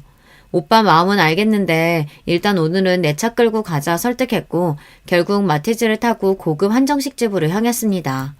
식당에 먼저 도착해서 동서 부부를 기다리고 있었는데 갑자기 동서에게서 전화가 왔어요. 주차장으로 좀 나와보라는 말에 무슨 일인가 싶어서 나갔더니 동서가 주차를 하다 옆에 세워져 있던 제 마티즈를 박은 것이었습니다. 아니, 이 고급 식당에 격떨어지게 왜 마티즈가 서 있나 했더니 형님네 차였어요? 참나, 이런 똥차를 도대체 왜 끌고 나와서 여기 세워둬요, 쪽팔리게. 고급 식당 주차장에는 고급차만 있으란 법이 있어? 내가 주차를 이상하게 한 것도 아니고 왜 멀쩡히 세워둔 차 동서가 박아놓고 적반하장이야. 말싸움을 하던 와중 선물이가 동서차가 신기했는지 차 앞으로 다가갔어요. 동서는 구형 벤츠를 몰고 다녔는데 앞에 달린 장식이 신기했던 모양이에요. 선물이가 동서차에 손을 대는 순간 동서가 질색하며 선물이의 손을 쳐냈습니다. 이 글을 다시 쓰는 지금도 다시 생각하니 정말 몸이 떨릴 정도로 화가 나네요. 마치 더러운 것이라도 닿았다는 양 난리 부르스를 떨면서 소리를 지르는데 너무나 황당했어요. 재수없게 어딜 만지냐며 아무리 장애인이라도 교육을 잘 시켰어야지 하여간 이래서 장애인들이 싫다고 질색에 팔색을 하는데 너무나 화가 나더라고요. 동서, 말 조심해. 그것 좀 만졌다고 그게 그렇게 큰 문제야? 내가 몰려. 틀린 말 한 것도 아니잖아요. 계좌는 보내요. 수리비 줄 테니까. 뭐 똥차니까 한 50 정도면 충분하죠? 돈 같은 거 필요 없으니까 선물이한테 제대로 사과해. 내가 왜요? 돈 준다니까? 그렇게 실랑이가 벌어졌고 결국 식사도 제대로 못하고 자리가 마무리됐어요. 집에 돌아오는 길 내내 기분이 너무 안 좋더라고요. 잠도 안 오고 너무 화나고 억울해서 도저히 이대로는 안 되겠다 싶었습니다. 다음날 블랙박스에 찍힌 영상을 USB에 백업해서 동서가 일한다는 복지재단을 찾아갔어요. 이번에는 마티즈가 아닌 롤스로이스를 타고요. 주차장을 보니 어제 그 벤츠가 떡하니 서 있길래 시원하게 박아버리고 동서에게 전화를 했어요. 동서는 설마 돈 더 달라고 전화한 거냐 전화를 받자마자 속을 긁는 소리를 하더라고요. 돈은 필요 없고 주차장에 나와보라고 하니 무슨 일이냐며 불이 나게 뛰어나왔어요. 아니 형님 이게 무슨 일이에요? 동서가 하도 똥차라고 뭐라고 해서 차 하나 새로 뽑았어. 아직 차가 익숙지가 않아서 그런가 동서 차를 박아버렸네. 그러게 왜 이런 싸구려 차를 이렇게 떡하니 세워뒀어. 이거 수리비 얼마지? 뭐 싸구려니까 한 1,000만 원이면 되나? 형님 미쳤어요? 그거 형님 차 맞아요? 그 차가 얼마짜린데 그런 차를 형님 같은 사람이. 말 조심해. 돈 가졌다고 다 너처럼 어떻게든 티내면서 사는 거 아니야. 이딴 벤츠 같은 싸구려 차 끌고 다니면서 큰 소리 내는 꼴 우습지 않아? 어제 일 제대로 사과해. 우리 아들한테 막말한 거. 제가 언제 막말을 했다 그래요? 다 맞는 말 했잖아요. 그럼 지금 사람들 다 보는 앞에서 어제 했던 그 말 그대로 해보던지. 못하겠지? 동서도 그게 잘못됐다는 걸 아니까. 아니야? 어제 동서가 했던 말 전부 블랙박스에 찍혔어. 내가 그동안 괜히 엮이기 싫어서 참고 있었는데 아무리 그래도 장애인 자선단체 운영한다는 사람이 그런 태도가 말이 되니? 영상 여기저기 올려서 망신살 제대로 뻗치기 전에 지금 사과해. 동서 아버지 회사 이름 걸고 운영하는 재단 아니야? 결국 동서는 제 말에 한참 망설이다 고개를 푹 숙이고 죄송하다 사과했고 선물이에게도 제대로 사과하게 만들었어요. 물론 선물이는 해맑게 웃으며 제대로 상황을 이해하지 못하는 것 같았지만 상관없었습니다. 제 속이 너무나 뻥 뚫리는 기분이었으니까요. 그렇게 속 시원한 마음으로 집에 돌아오니 동서가 시부모님께 이야기를 전한 건지 어떻게 된 일이냐며 전화기에 불이 나게 연락이 왔습니다. 더 이상은 숨길 수도 없었기에 남편한테 그냥 사실대로 다 말하라고 했어요. 모든 사실을 전하니 예상했던 대로 시부모님의 태도가 갑자기 몹시 사근사근해지더라고요. 어떻게 해서든 뭐라도 얻어먹으려고 하는 심보가 딱 보였습니다. 남편은 전화기를 뺏어들어 지금껏 제대로 된 가족으로 취급해주지도 않았으면서 이제 와서 왜 이러시냐. 앞으로도 그냥 지금처럼 있으나 마나한 사이로 지내자. 굳이 자주 연락하지 말아달라 불편하다는 말을 남기고 끊어버렸어요. 그 이후로 계속 연락이 왔지만 칼같이 쳐내고 이전처럼 딱 할 도리만 했습니다. 명절이나 생일 등에 찾아뵙고 인사드리고 적당히 용돈 드리고요. 처음에는 그래도 뭐라도 떨어질까 사근사근하게 굴던 사람들이 저희가 아무것도 주지 않겠다 던언을 하니 이제는 전처럼 대면대면합니다. 동서도 그날 이후로 저희와 마주치는 걸 꺼리고 있고요. 지금은 시간이 꽤 흘러서 그때의 감정이 많이 무뎌지기도 했고 선물이도 상태가 많이 좋아졌어요. 시원하게 복수해버리고 싶은 마음은 조금 있었지만 지금은 그냥 더 이상 그 사람들과 엮이고 싶지 않은 마음이 큽니다. 선물이 엄마로 살기만 해도 바쁘거든요. 남편에게는 항상 고맙고 미안한 마음입니다. 물론 미울 때도 많았지만 그래도 남편이 있어 지금 이 자리까지 올 수 있었으니까요. 앞으로도 인생은 어떻게 흘러갈지 모르는 법인데 부디 우리 가족 모두에게 큰일 없이 평탄하게 여생을 살아갈 수 있길 바래요. 마지막으로 이 글을 빌어 선물이에게 짧게 편지를 쓰고 싶습니다. 우리 선물이 부족한 엄마 만나서 그동안 정말 고생 많이 했어. 선물이를 미워할 때도 많았고 원망할 때도 많았지만 한 가지 절대 변하지 않는 사실은 엄마는 선물이를 너무나 사랑한다는 사실이야. 앞으로도 영원한 네 편이 되어 엄마가 눈 감는 날까지 널 지켜줄게.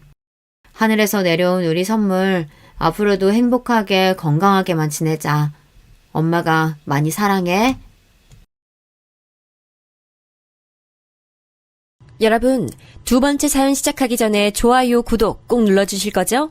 그럼 두 번째 사연 바로 시작합니다. 안녕하세요. 저는 경기도 성남에 거주하고 있는 40대 부록 나이의 여자예요. 사람 나이가 40 정도 되면 이제 유혹에 흔들리지 않게 된다 해서 부록이라고 칭한다고 하는데 과연 저는 그 호칭에 걸맞은 사람일까 싶어서 스스로도 궁금해지네요. 확실히 20대, 30대의 적보다 세상을 바라보고 생각하는 자세가 달라진 것 같긴 합니다. 인생 선배님들이 많이 계실 것 같은 사연에 빠지다 채널에 저의 옛 이야기를 꺼내놓자니 영 민망하긴 한데요. 모쪼록 좋게 봐주시면 고맙겠습니다. 먼저 밝히는 점은 제가 입양아 출신이라는 거예요. 저는 4살 되던 해에 보육원에 버려졌어요. 그래서일까요? 한간에 미운 4살이라는 표현이 있잖아요. 아이 키우다 보면 4살 때가 투정이 심해서 부모 입장에서 힘들다는 거죠. 그런데 저는 그 표현을 들을 때마다 심장이 철렁 내려앉습니다. 제가 다름 아닌 4살 나이에 버림을 받아서 그런 것 같아요. 친부모님 얼굴은 솔직히 기억이 없어요. 그래서 남은 추억 역시 없고요. 하지만 버림받았다는 좌절감만은 그 어린 나이에도 뚜렷하게 있었네요. 그리고 제가 7살 되던 해에 새로운 부모님을 만났습니다. 저는 제 친정 엄마께서 저에게 따스한 미소로 손을 내밀어 주셨던 그날을 절대 잊을 수 없어요. 미니야, 아줌마 저번에도 몇 번 봤지? 아줌마 여기 올 때마다 우리 미니 주려고 예쁜 인형도 사오고 맛있는 과자도 사오고 그랬었는데. 네, 알아요. 지난번에 초콜릿도 주셨잖아요. 그리고 저 아줌마 누군지 알아요? 어머, 그래? 선생님이나 아니면 원장님께 들어서 아는 거려나? 우리 미니가 아는 나는 누군지 궁금하네. 아줌마는 부자예요. 엄청 좋은 차 타고 다닌다고. 그래서 아줌마가 오면 원장님이 웃고 있는 거라고 언니 오빠들이 얘기하는 거 다 들었어요. 엄마께선 재밌다는 듯 웃으시더니 제 머리를 쓰다듬어 주셨고 이내 제게 손을 내미셨습니다. 저는 그 손을 붙잡고 보육원 뒷길을 함께 산책했었는데요. 어린 마음에도 설레고 떨렸습니다. 제 나이 7살의 봄이었죠. 그리고 그해 단풍이 서서히 물들기 시작하던 가을에 저는 입양됐죠. 제게 친절하셨던, 보육원에 종종 들러 직접 봉사활동도 하셨던 그 부자 아줌마는 제 엄마가 되셨어요. 모두가 저를 부러워했어요. 입양되어 보육원을 떠나던 날 저는 난생 처음으로 태어나길 잘했다는 생각을 했네요. 성민이로 살아왔던 제가 박민이가 되어서 초등학교에 들어갔습니다. 부자라고 알려진 그대로 집안은 꽤 부유했죠. 이런 부잣집에 제가 들어가서 딸로 살아도 되는 걸까 싶은 고민이 그 어린 나이에 계속 들었을 정도였어요. 믿어지지 않았죠. 앞으로 네가 살 집이고 넌 우리 집 식구야. 그 사실만 명심하면서 살면 돼. 알았지, 우리 막내딸? 네, 감사합니다, 엄마. 엄마는 웃으면 인상이 환해지는 분이셨고 무표정하게 계실 땐 왠지 모를 카리스마가 은은하게 풍기는 분이셨어요. 이런 멋진 분의 딸로 살아갈 수 있어서 저는 세상에서 제일 가는 행운아라고 생각했죠. 아빠는 살갑거나 다정한 분은 아니셨지만 저를 딸로 여겨주셨고요. 제 위로는 언니와 오빠가 있었는데 둘 다 저를 괴롭히거나 텃세를 부리는 것 하나 없이 처음부터 친절했던 것으로 기억합니다. 그런 잡음을 내기엔 언니와 오빠가 저와 나이 터울이 크기도 했죠. 저를 늦은 나이에 입양하신 게 아니라 친정엄마께서는 언니와 오빠를 일찍 낳으신 경우였어요. 엄마가 21살일 때 언니를 낳으셨으니까요. 제가 중학교 입학을 앞두고 있었을 때 관련된 이야기를 해주신 적이 있었죠. 그때 한창 대학생활 하던 중이었는데 덜컥 뱃속에 생명이 들어섰으니 집안이 뒤집어졌고 난 소중한 생명을 포기할 수 없어서 다른 걸 포기하기로 했어. 대학도 휴학계 냈고 유학 가기로 돼 있던 건 없던 일이 돼버렸지. 엄마, 너무 젊고 어릴 때였는데 아쉽거나 후회되진 않았어요? 아쉽지 않았다면 거짓말이겠지. 하지만 후회는 안 했어. 내가 우리 미니를 내 딸 삼기로 결심하고서 한 번도 후회하지 않았듯이. 나는 내 자식들이 가장 우선이고 중요해. 외갓집이 지역 유지로 꼽힐 만큼 탄탄한 집안이었고 특히 엄마께서 어렸을 때부터 영특하셔서 집안의 기대가 컸다네요. 그래서 엄마께서는 이른 나이에 혼전 임신이라는 변수만 안 겪으셨어도 아마 다른 걸 물려받고 다르게 사셨을 뿐이에요. 하지만 상황이 그렇게 되면서 집안에서 미운털 벗긴 신세가 되셨고 거의 육아에만 집중하며 사셨죠. 보육원 봉사를 직접 다니신 것만 봐도 알 수 있듯 아이들을 워낙 좋아하고 아량이 넓으신 분이라 사람 안 쓰고 손수 언니와 오빠를 즐겁게 키우셨다고 해요. 친정 부모님은 8살 차이에 부부셨는데요. 조금은 형편이 어려운 집안에서 나고 자란 아빠께선 대학을 나오시고 취직하신 이후에도 가족들에게 생활비를 대주고 빚을 갚아주고 이러느라 시달리셨대요. 그러셨던 분이 엄마와 결혼하시게 되면서 특수장비의 외판을 제작하는 공장을 맡아 운영하게 되셨습니다. 원래 엄마의 사촌 오빠 되시는 분께서 집안 자금으로 시작하셨던 거래요. 성공적으로 안착이 되자 다른 걸로 옮겨가게 되셨고 친정 아빠에게 넘겨주신 거였죠. 대단한 수익이 나는 건 아니었지만 집안에 원체 돈이 있는 편이니까 여유롭게 굴러갔어요. 언니는 대학을 미국으로 갔는데 아예 거기서 눌러 살게 됐고요. 오빠는 원래 평범하게 경영학 공부를 하며 취미로 사진 찍으러 다니던 사람이었는데 집안 상황이 급변하면서 지인들이 있는 일본으로 건너가 그곳에서 음식도 배우고 식당에서 일도 하고 돈 받고 사진 찍으러 다니면서 그렇게 살았습니다. 급변한 집안의 사정은 불행하게도 이어진 부도였습니다. 불행은 한꺼번에 파도처럼 밀려온다더니 딱 그랬어요. 제가 고등학교 재학 중이었는데 집에는 드라마에서나 봤던 빨간 딱지가 덕지덕지 붙었고요. 돈 내놓으라고 소리 지르는 빚쟁이들이 집 앞에 늘 죽치고 있었습니다. 저는 그때 뭣도 모르던 때였으니까 현금 운용이 불안하게 돌아가더니 이럴 줄 알았다는 등 전부 다 알거지가 돼서 길바닥에 나앉게 됐다는 등 이런 이야기들이 처음엔 와닿지 않았어요. 하지만 친정엄마께서 처음으로 아빠를 향해 소리 지르는 모습을 보고 나서 집안에 닥친 비극이 피부로 느껴졌습니다. 당신이 제대로 하는 게 뭐야? 애초에 내가 그걸 맡아서 했으면 이렇게까지 오지도 않았어. 오히려 집안 위기를 타파할 열쇠를 내가 가지고 있었겠지. 근데 무능한 당신이 그 일을 맡아서 해서 모든 게 망쳐진 거야, 알아? 그럼 처음부터 나한테 그 일을 안 맡겼으면 됐잖아. 여자는 중책을 단독으로 맡아서 할 수 없다고 보수적으로 나왔던 건 바로 네 집안 사람들이잖아.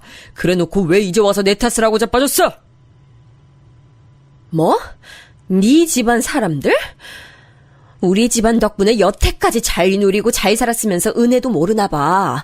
말 한번 곱게 한다. 정말 교양 넘친다, 당신. 비꼬지 마. 지금까지 은연중에 나 깔보고 얕잡아보고 무시하고 네 집안 사람들이 나한테 그렇게 해왔던 걸 내가 몰라서 가만히 있어왔던 줄 알아? 너도 똑같아. 결국은 속으로 날 우습게 여겨왔지? 없이 자란 놈이니까 무시 정도는 해도 된다고 속으로 그렇게 여기면서 살아왔겠지. 내가 그 속을 다 알고 있어. 그건 당신 자격지심이고 당신 모난 부분인 거야. 그걸 왜 나랑 우리 집안 사람들한테 전가해? 지겨워. 정말 지긋지긋해.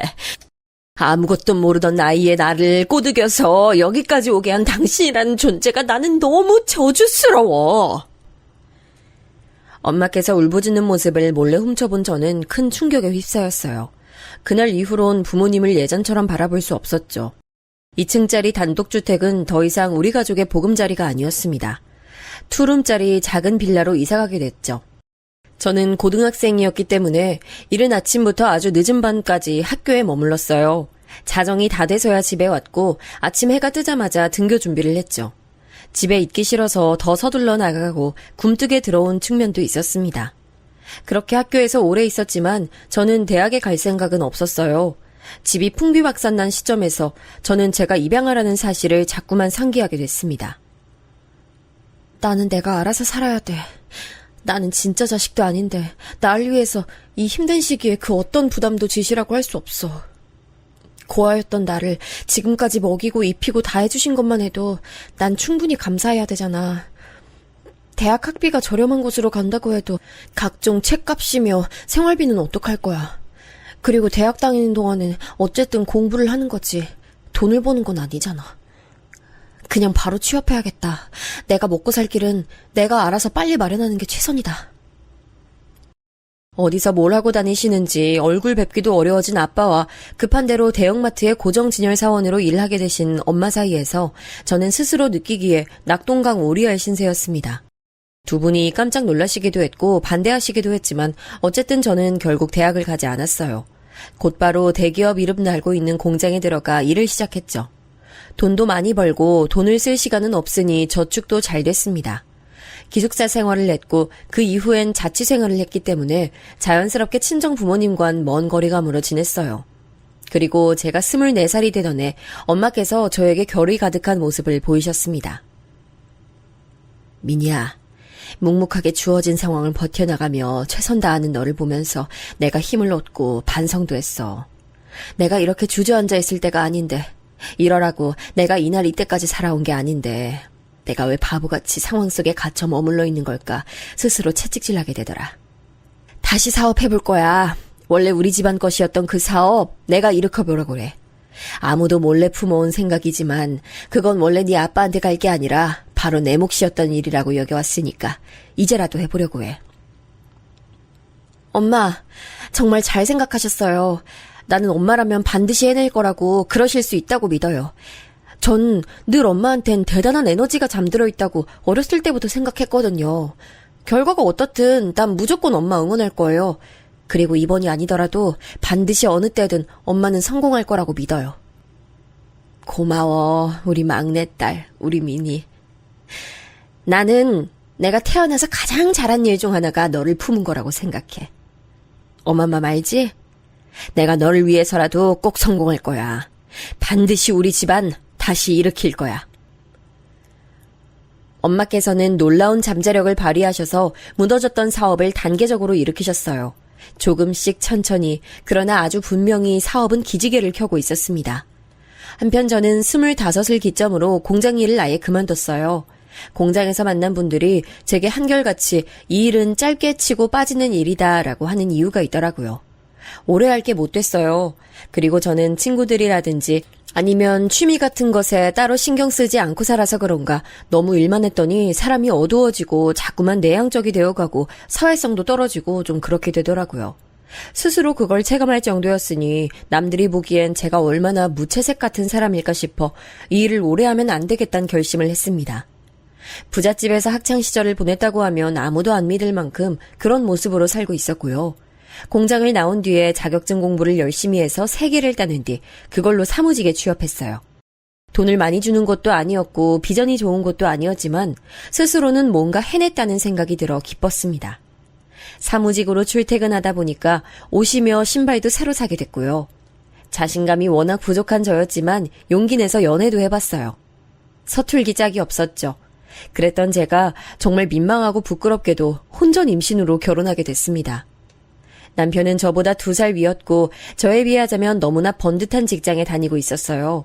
외모도 준수한 편이었고요. 제가 남편하고 그때 약 1년 가까이를 만난 시점이었는데요.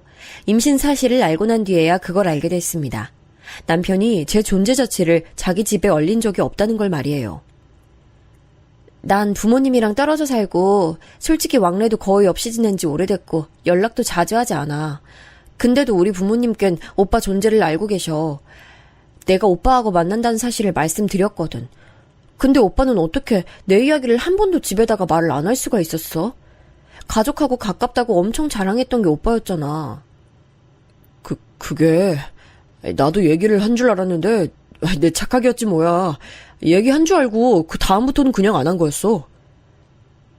혹시 내가 부끄러워서 의도적으로 숨긴 건 아니고? 절대 아니야. 내가 너를 왜 부끄러워해? 어디에 내놔도 네가 빠지지 않는 인물인데 이상한 오해하지 마. 난 절대 너 부끄러워한 적도 없고 그것 때문에 집에 내 얘기를 안 한 적도 없어. 남편은 강하게 주장했지만 글쎄요. 제가 시어머니를 처음 직접 대면하게 됐을 때 왠지 남편이 저라는 인물을 자기 가족에게 알리기 싫어서 그냥 말을 안 해왔던 거라고 생각하게 됐어요. 저를 따로 불러내신 시어머니께서 대뜸 이렇게 말씀하셨거든요. 고졸? 요즘 세상에 최종 학력이 고졸? 참, 미친 거 아니니? 대학은 왜 안 갔어? 제가 그때 집안 사정이 좀 좋지 못해서 대학에 진학할 엄두가 안 났어요. 사정이 좀 좋지 못했으면 어디 그럴싸한 대출부터 알아봤어야지. 아이, 대학생들 그런 걸로 학교 다니는 애들 많은 거 너 몰랐나 봐. 대출이요? 아, 학자금 대출 같은 거요? 아, 저도 그걸 떠올리긴 했었는데 아무래도 집에 빚이 잔뜩 있는 상황인데 대출까지 받으려니까 마음이 편치 못해서 차마 그럴 수가 없었어요. 뭐라고? 빚? 빚이 잔뜩?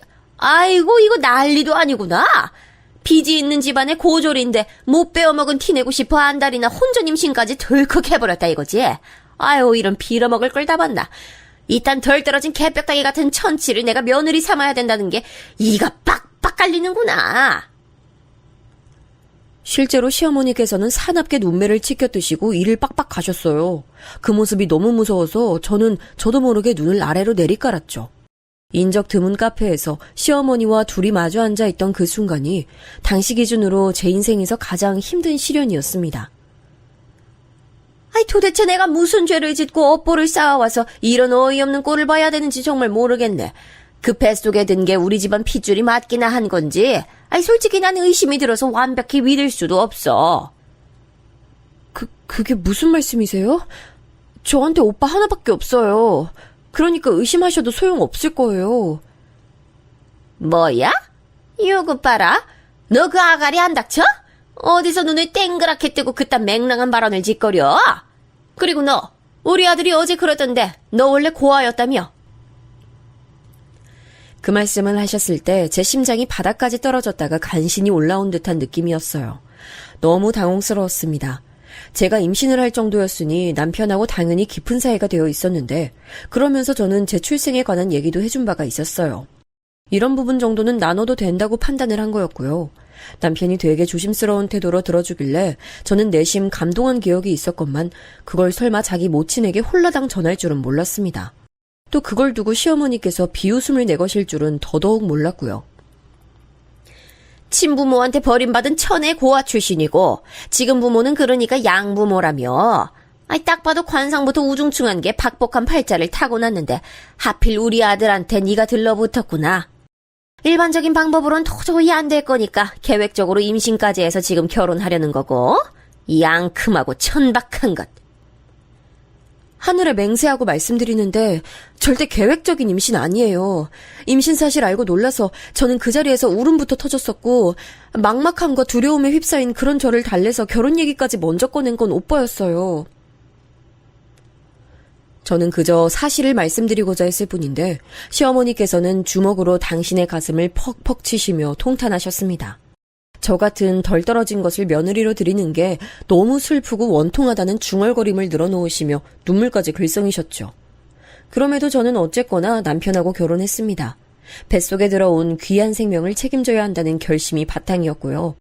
시아버지께선 무척 공사다망하신 분이셨는데 제가 임신했다고 하니까 대수롭지 않게 그럼 결혼을 하는 게 마땅하지라는 식으로 당연하게 반응하셨다고 남편 통해 들었어요. 확실하진 않은데 아마도 바쁘니까 결혼식은 빨리빨리라는 의견도 내셨다는 것 같았습니다. 시어머니만 환장하는 상황이었던 것 같네요. 이 시기 엄마께서는 새로 숨결을 불어넣은 사업을 진행하시느라 눈코 뜰 새 없이 바쁘셨어요. 사이가 소원해진 채로 수년을 보내셨던 아빠와도 어느 정도 화해를 하셔서 함께 일을 하기 시작하셨고요. 이런 기분 좋은 변화 행보에 제가 제동을 걸고 싶지 않았던 것 같아요. 시댁에서 전적으로 맡아서 결혼을 진행할 의사를 보인 만큼 굳이 친정 부모님께 상황 설명 다 드려가며 도움까지 요청하고 싶진 않았습니다. 결혼을 전제로 만나던 남자친구 사이에서 아기가 생겼고 시댁의 전폭적인 지원을 받아 결혼하게 됐다는 것 정도로만 두 분께 말씀드렸어요. 내 손 맞잡아오던 그 작디 작은 고사리 손 모양이 아직도 눈에 소연연하고 그 감각이 아직 내 손에 남아있는 것 같은데 세월이 이렇게 흘러서 네가 시집을 가고 또 벌써 하나의 엄마가 될 준비를 하고 있다니 사람 인생 흘러가는 속도가 정말 무서울 정도네. 아유, 나 왜 이렇게 눈물이 날 것 같은지. 엄마, 너무 속상해하고 아쉬워 마세요. 난 시집가도 하나의 엄마가 돼도 앞으로 영원히 엄마 딸일 거예요. 엄마가 나를 딸로 여겨주시는 한은 계속 그럴 거예요. 미니야, 너는 내가 가슴으로 내 자식으로 품기로 결심했던 그날부터 쭉 내 딸이었어. 그건 앞으로도 절대 변하지 않을 테니까 우리는 서로가 죽는 순간까지 모녀지간인 거야. 알지? 엄마하고 이런저런 대화를 나눴는데 이상하게 보육원 시절로 돌아가 7살의 제가 되어 친정엄마와 대화를 나누는 것만 같은 착각이 들어 기분이 정말 이상했죠. 저는 아직 제대로 된 어른도 되지 못했건만 벌써 뱃속에 한 생명을 품고 있다는 게 벅차고 감당이 안 돼서 그런 기분을 느꼈습니다. 결혼하고 나서 과연 어떤 일상이 펼쳐질지, 아이를 낳고 엄마가 되면 또 어떻게 달라질지 예상할 수 없어 두렵기도 했지만 한편으론 설레기도 했었는데요. 제게 펼쳐진 건 가시밭길이었습니다. 저는 그 고졸이라는 편협한 단어에 갇혀 있어야 됐어요. 시어머니께서는 주변의 시선, 평판 이런 것들에 굉장히 민감하신 분이었고 인맥 관리도 철저히 하시는 분이셨는데요. 그런데 바로 고졸인 저 때문에 도저히 주변에 면이 안 선다는 게 큰 걸림돌이었나 보더라고요. 이런 빌어먹을 걸 다 봤나? 네가 우리 집안에 들어온 이후로 내가 당초에 어딜 가서 떳떳하게 얼굴을 들고 있질 못해. 혼전 임신이라는 것도 충분히 수치스러운데 여기서 만약 고졸이라는 것까지 알려지면 그야말로 개망신일까봐 내가 아예 웬만한 모임을 못 나가고 있어. 네가 이런 내 심정 알기나 하겠니? 거기다가 천의 고아 출신이라는 것까지 떠안고 있으니 존재 자체가 아주 빌어먹었어. 네, 저 때문에 모임 못 즐기시고 못 나가게 되셔서 정말 죄송해요. 혹시 할 거리가 떨어져서 심심하게 되신 거면 제가 뭐라도 같이 해드릴까요? 네가 뭘 같이 해줄 건데? 요게 아주 사람을 살살 약 올리네? 너 어디 불난 집에 기름통들이 붙는 거야 뭐야? 아니, 저는 그냥 일도 그만둔 참인데 어머님께서도 마침 시간이 꽤 남으시는 것 같으니까 동병상련끼리 함께 시간 보내면서 친목 다지면 좋지 않으려나 하는 생각이 들어 그냥 말씀드린 것뿐이에요. 기분 상하셨다면 죄송해요.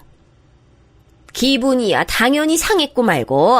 너 지금 어른 상대로 말장난하자고 기를 쓰고 나오는 거야? 동병상련? 어디서 그딴 망발을 짓거리고 앉았어. 이래서 사람은 좋은 걸 물려받아야 하는 거고 많이 배워야 되는 건데 그런 게 부족하니까 네가 이 모양 이 꼴이구나. 시댁의 식탁이 저러다가 고장나는 거 아닌가 싶을 정도로 시어머니께서는 우라통을 터뜨리시며 주먹으로 식탁을 내려치셨습니다. 저는 그 앞에서 죄인이 되어 점점 머리를 수그리고 있었죠. 괜히 중간에 어설프게 대답을 하면 더욱 화를 내시는 분이란 사실을 눈치채게 되기까진 얼마 걸리지 않았습니다. 어이구, 이제 만삭으로 배가 불러온 걸 보니 내 걱정도 꼭 그만큼 커지는구나. 울 손주가 부디 외탁을 안 하고 친탁만 해야 될 텐데. 가뜩이나 배가 잔뜩 나와 있어서 힘들었던 만삭 시절 시어머니께서 제 신경을 건드리셨던 게 생각나네요. 어머님, 왜 아이가 친탁만 해야 돼요? 제 입으로 말씀드리긴 민망하지만 저도 딱히 얼굴이나 체형 이런 건 어디 가서 뒤처진다고 생각해 본 적 없거든요. 넌 네 친부모가 어떻게 생겼는지도 모르잖아. 그러니까 애가 외탁을 하면 그쪽에서 어떤 유전자를 받아올지 모르는 건데 넌 어떻게 딱 너 하나만 생각하고 말을 해? 아유, 하여간 짧아. 생각이 너무 짧아. 저는 어쨌거나 지금 부모님이 제 유일한 부모님이세요. 만약에 아이가 외탁을 한다면 제 지금 부모님의 성격이나 습관 같은 걸 물려받을 수도 있겠죠. 저는 지금 부모님 밑에서 자랐으니까요. 그게 말이나 된다고 생각하니? 아유, 고졸은 역시 생각하는 꼬라지가 황당하구나. 지금 네 부모님도 사업인지 뭔지 안다고 맨날 삽질하시는 것 같던데. 여하튼 외탁은 무조건 안 될 일이야. 이때 뭔가 제대로 한 방 맞은 기분이었어요. 차라리 다른 모진 말씀이면 낫겠는데 출생 가지고 그런 식으로 들먹이시니까 기분이 참담하더라고요. 사실 이때 엄마께서 본격적으로 몸집을 키워가시고 있던 사업장은 탄탄대로를 달리고 있었습니다만 굳이 시댁 식구들에게 그런 사실을 발설하진 않았네요. 그렇게 할 만한 이유가 저에겐 그만큼 없다고 스스로 판단했습니다. 저는 아주 건강한 아이를 낳았고요. 남들은 아기 낳고 나서 육아 지옥 시작이라고 하던데 저는 특이하게도 모두의 관심을 받으며 아기를 키울 수 있어서 오히려 이때가 더 좋았어요. 몸이 힘들거나 말거나 마음이 편해서 그랬나 봐요. 솔직히 혼전 임신으로 결혼한 거라서 그런지 남편하고 결혼 직후부터 썩 좋은 부부관계는 아니었는데요. 출산하고 나서 아이를 키우며 부부관계가 좀 좋아졌어요. 심적으로 가까워진 거였죠. 제가 하나부터 10까지 독박 육아를 했기 때문에 가끔은 서럽고 힘들 때도 있었지만 남들도 거의 다 이렇게 산다는 생각을 하며 이겨내려고 매 순간 애를 썼네요. 아이는 얄미우리만치 남편만 쏙 닮아 있었고요. 그 때문에 시어머니를 비롯한 시댁 식구들이 다 아이를 물고 빨고 예뻐했으니 저로선 다행이었네요. 그렇게 지지고 볶으며 지내던 어느 날 친정 엄마로부터 슬픈 소식을 전해 들었어요.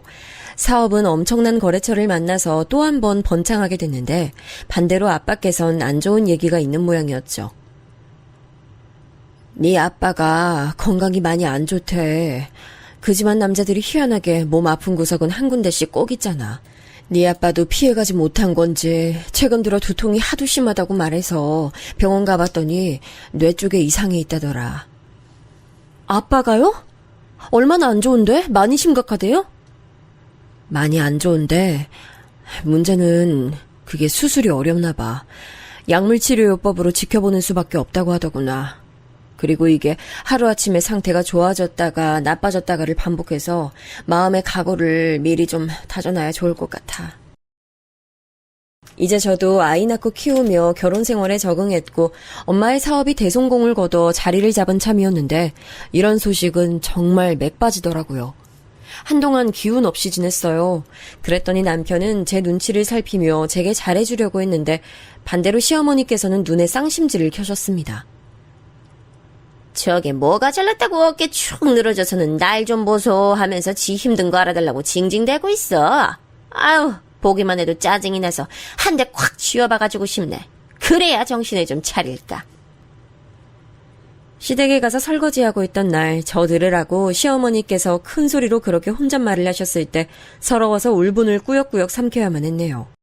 친정엄마의 환갑이 머지않은 때였기 때문에 그나마 힘을 낼 수 있었던 걸지도 몰라요. 일적으론 너무 바쁘셨고 개인적으론 친정아빠 건강 문제로 머리를 싸매셨기 때문에 엄마께선 환갑을 아주 조촐하게 챙기고 넘어가길 원하셨어요. 선물, 잔치상, 공간 대여 이런 것 일절 사절하셔서 회사나 거래처 등지에서도 엄마의 환갑을 거창하게 축하해드릴 수가 없었죠. 난 그냥 바람이 있다면 한 끼 식사나 같이 나누는 게 좋을 것 같아. 우리 딸, 사위, 손주 이렇게만 있어도 난 그걸로 최고야. 엄마, 그럼 제가 식당 한번 알아볼게요. 엄마 잘 드시는 메뉴로 정하면 되죠? 그런데 입에 당기는 음식이 없다 그러셔서 코스 요리를 생각했던 건 백지화됐고요. 단품으로 고기나 간단히 드시고 싶어 하시기에 한우를 떠올렸어요. 강남에 있는 품질 좋은 한우만 취급하기로 유명한 식당을 예약했죠. 그런데 워낙 유명하고 인기 좋은 곳이라 그런지 따로 룸 예약하는 건 자리가 다 차버려 홀에서 가장 여유로운 사이드 자리를 대신 받았습니다. 저 어머님, 다음 주가 저희 엄마 환갑되는 때예요. 그래? 그러셔? 환갑이라고 뭐 잔치라도 여신다고 하시디? 아, 그런 건 원래 자식들이 열어주는 거지? 네가 뭐 기획이라도 했어? 딱히 그런 건 아니고요. 식사나 한 끼 같이 할까 해요. 혹시 어머님도 생각 있으세요? 나보고 그 식사 자리에 낄 생각이 있냐고 묻는 거야, 설마? 아유, 안 됐지만 내가 다음 주엔 선약이 쫙 있어서 안 될 것 같다. 대단한 환갑 미리 축하드린다고 내 인사말이나 네가 전해, 오케이? 바쁘신가 보네요. 네, 알겠습니다. 근데 혹시 잠깐 시간 되시면 저희 엄마한테 안부전화 한 통 정도 넣어주시면 제가 정말 감사할 것 같아요. 정중하게 말씀드렸지만 시어머니께선 들으시는 척도 안 하면서 고개를 휙 돌리시더군요. 차라리 벽에다 대고 말하는 게 나을 것 같아 저도 그냥 돌아섰습니다. 환갑기념 식사 당일 하필이면 저희 아이가 아침 새벽부터 속이 안 좋다고 몇 번 토를 냈어요. 전날 밤에 아이스크림하고 빵을 급하게 먹더니 그게 탈이 난 모양이었죠. 그러길래 왜 애한테 야식으로 그런 걸 먹여서 이 사달을 내는 거야. 오늘 엄마 환갑이라 식당 가야 되는데 이게 뭐야 진짜. 내가 이렇게 될 줄 알고 먹였겠어?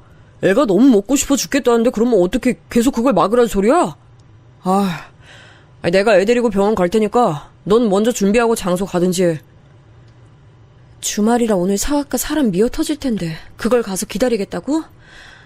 웬일이야? 고맙긴 한데 그냥 어머님이나 형님께 부탁하는 게 낫지 않을까? 그랬다간 분명히 꼬투리 잡고 엄청 늘어질걸. 그리고 날씨 좋은 주말에 어디 외출 계획을 안 세울 군번들이 아니야. 전화해서 애 데리고 병원 좀 가달라고 하면 환장하게 난리칠 거야. 그냥 내가 얼른 데리고 가는 게 나아. 알았어. 그러면 병원 가서 상황 보고 나한테 연락 줘. 난 시간 맞춰서 장소로 갈 테니까. 저는 결국 혼자 장소를 향했고요. 저와 친정엄마 둘뿐이었지만 마주보고 앉아 이런저런 대화를 나누는 것도 나쁘지 않더라고요. 걱정거리가 많아서 그러신지 얼굴이 조금 거칠어진 엄마를 보니 속이 상하기도 했습니다. 엄마, 좀 내려놓고 살아요. 근심이든 걱정이든 부담이든 내려놓고 사셔야죠. 얼굴이 이게 또 뭐야? 누가 보면 환갑 아니라 칠순인 줄 알겠어. 내가 그 정도로 나이 들어 보여? 하기사 요즘 가까이서 얼굴 보면 주름이며 눈가 거뭇거뭇한 거 하며 나 스스로도 못 봐줄 때가 많더라. 아니야. 나 그냥 좀 농담한 거야. 엄마 얼마나 심각하게 많은 걸 떠안고 사시면 내가 한 농담에도 힘 실어서 해석하는 거야. 안 되겠다. 우리 빨리 고기 주문해서 먹어요. 맛있는 한우 드시고 엄마가 얼른 별 생각 없이 포만감이나 즐기시는 모습 봐야겠어. 그치만 윤서방이 출발한다고 연락이라도 줘야 그때 시키든지 하는 게 낫지 않을까? 지금 시키면 너무 이른 걸까봐 살짝 걱정되는데. 이것 봐. 이것도 엄마 벌써 걱정하고 계시는 거잖아. 엄마의 윤서방께서는 뒤늦게 와서 고기를 먹든지 아니면 한 점도 못 먹든지 전혀 상관없어요. 엄마만 그냥 편하게 드시면 됩니다. 아셨죠? 제가 애써 너스레까지 떨고 나서야 엄마께선 밝게 웃어 보이셨습니다. 최고급 한우가 부위별로 줄줄이 나왔고 그 차림상의 가운데에서 제가 주문 제작해온 작은 케이크를 놓고 초에 불을 붙였어요. 엄마께선 바로 이틀 후에 언니가 있는 미국으로 건너가 그곳에서 또 파티를 하며 즐겁게 시간을 보낼 예정이셨지만 당장 이곳의 사진을 받아본다면 언니가 좋아할 것 같아서 열심히 사진을 찍었습니다. 그리고 엄마와 제가 멀리서 한 번에 나오는 사진은 엄마와 동행으로 오신 수행 비서분께서 찍어주셨어요. 몇 번이고 동석을 권했지만 정중히 사양하셨죠. 활짝 웃으며 사진을 찍다 보니 기분까지 행복해지는 것 같아 엄마가 케이크에 촛불을 후 부시는 모습을 너무 기분 좋게 지켜봤습니다. 그건 엄마도 마찬가지셨는지 불을 다 부시자마자 손뼉 박수를 치시더라고요. 행복하게 마주보며 웃은 저희 모녀가 불판 위에 한우를 올려놓던 순간이었습니다. 아이고야, 세상에 이게 웬일이야? 여기서 다 뵙네요, 사부인? 저는 시어머니 목소리가 들려오는 것에 혹시 제가 지금 환청을 듣나 싶어 어리둥절하게 주변을 봤어요. 근데 환청이 아니라 현실이었죠. 일행으로 보이는 친구 세 분과 안으로 입장하시던 찰나임이 분명한 시어머니께선 케이크 촛불을 불고 박수치는 저희 모녀 쪽을 무심코 발견하신 것이었죠. 미리 룸이라도 예약해 두셨는지 시어머니 일행분들은 그 안쪽으로 향하며 안 보이게 됐고요. 시어머니는 저희 모녀에게 가까이 오셨습니다. 그러자 엄마께선 조용히 자리에서 일어나 미소를 머금으며 어머니께 짧은 목례로 정중한 인사를 보내셨죠. 그러나 시어머니께선 그 정중함에 걸맞은 화답을 하지 않으셨어요. 인사를 안 받아주셨습니다. 기가 막혀서 자리에서 일어나지도 않고 멀뚱하게 시어머니를 올려다보고 있었는데요. 그런 저를 보며 시어머니께선 뭔가 심기가 뒤틀리신 듯 했습니다. 왜냐면 저를 흘겨보시더라고요. 그때 불판에서는 올려놓은 한우가 마침 치익 소리를 내며 익어가고 있었고 그걸 눈으로 힐끗하신 시어머니께서는 갑자기 코웃음을 치셨어요. 최고급 한우만 취급하는 이곳에 사부인께서는 웬일이시래요? 혹시 여기서 일이라도 하세요? 주방은 아닌 것 같고 홀서빙 일 하시나? 그 발언에 제가 너무 놀라 굳어버렸습니다. 그게 말이 되나요? 눈이 있다면 엄마께서 케이크를 두고 이곳에서 조촐한 환갑기념 식사를 하고 계시던 중이었던 걸 당연히 알 수 있는 풍경이었죠. 그럼에도 웬 홀서빙 운운을 하셨다는 건 완전 시비를 거는 것이었죠. 열받은 제가 자리에서 벌떡 일으키던 찰나 벽에 붙어 서 계신 채로 상황을 다 보고 계셨던 수행비서분께서 분노의 일가를 터뜨리셨어요. 이봐요, 아줌마! 지금 감히 이분이 어떤 분이신 줄 알고 입을 함부로 놀려? 저도 깜짝 놀랐고 엄마께서도 놀라셨습니다. 하지만 그 고성을 맞닥뜨린 시어머니만큼 저희가 놀라진 않았죠. 멀끔한 정장을 빼입으신 수행비서분께 난데없는 소리 들으신 것에 시어머니는 도저히 상황이 믿기지 않으셨는지 벌렁거리는 심장 부근을 누르시며 떨리는 목소리를 내셨습니다. 갑자기 누군데 저한테 소리를 질러요. 그리고 이쪽은 제 사부인이고 또 여기는 제 며느리인데요. 제가 익히 아는 사람들이거든. 생판남인 그쪽이 갑자기 튀어나오니까 황당하네요. 대관절 누구세요? 회장님 모시는 수행비서입니다. 저희 회장님께 적절치 못한 언행 보이신다면 제가 좌시하지 않을 겁니다. 저 이곳에서 당장 댁 끌어낼 수도 있으니 다음 발언하시기 전에 참고하시는 게 좋을 겁니다. 아줌마. 수행비서분께서 정말 깔끔하게 일격을 날리시더라고요. 너무 멋있어져 저도 모르게 잠시 입을 벌리고 멍하게 있었네요. 반면 엄마께서는 은은하게 미소만 지으시더군요. 그때 시어머니께서는 휘청거리며 믿을 수 없다는 눈길로 엄마를 응시하셨어요. 내가 뭔가 잘못 들었나? 회장님이라니요? 사부인께서 그러면 설마 정말 어디 회장님이라도 되신단 말이에요? 네, 맞아요. 어머님, 저희 엄마는 아주 번듯한 제조업체 회장님이세요. 그리고 여기 계신 분은 수행비서님 되시는 거 맞고요. 사부인이 회장님이라고? 아유, 그럴 리가 없는데 이게 대체 어떻게 된 영문이야? 그럼 네가 회장님 딸이라는 얘기잖아.